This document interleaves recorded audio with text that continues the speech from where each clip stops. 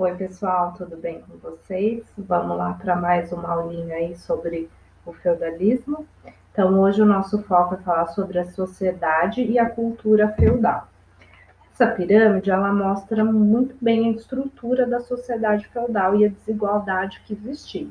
Então, a gente tem o rei no topo, que apesar de ser o rei, não tinha o poder político. A gente tem a nobreza e o clero, que eram os que realmente tinham poder dentro desse sistema feudal.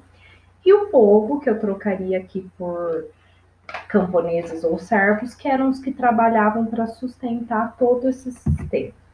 Então, a sociedade estamental, e aí é um conceito novo que vocês precisam prestar atenção, ela é considerada, né, a sociedade feudal é considerada uma sociedade estamental. O que significa isso? Que não havia possibilidade de mobilidade social. Então, o que determinava o que uma pessoa seria pela vida dela era o nascimento. Então, se a pessoa nasceu camponês, ela iria ser camponês pelo resto da vida. Ou nobre, seria um nobre pelo resto da vida, certo? Então, era o nascimento que determinava isso.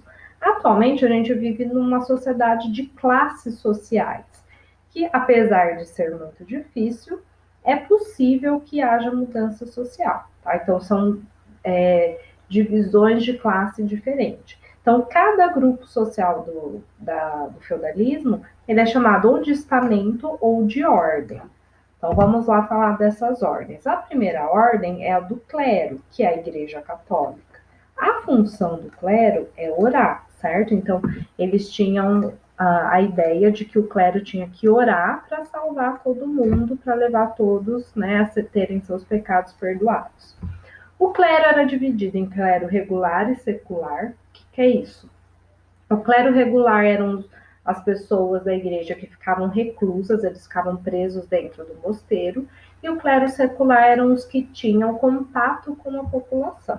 Além disso, tinha uma desigualdade dentro da própria igreja, né? Então tinha o baixo clero e o alto clero. O baixo clero, podia ser formado até por camponeses, tá? Então era uma parte da igreja que não tinha mais contato com o povo e que não tomava decisões. E o alto clero era formado pela nobreza, porque eram os cargos mais importantes, né, que tomavam decisões dentro da igreja. A Igreja Católica, ela é a grande detentora da cultura desse período, então ela influenciava demais a cultura. Se as pessoas não seguissem o que ela dizia, o que ela queria, a igreja ela perseguia, né? E as pessoas que eram perseguidas eram consideradas hereges e eram julgadas no Tribunal da Santa Inquisição e acabavam até sendo mortas por isso, tá? Mais para frente a gente vai falar um pouquinho mais sobre essas questões.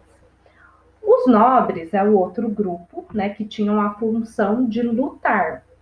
Era o grupo que tinha poder político e a base da relação entre nobres era suzerania e vassalagem, certo? Já vou explicar o que é a suzerania e vassalagem.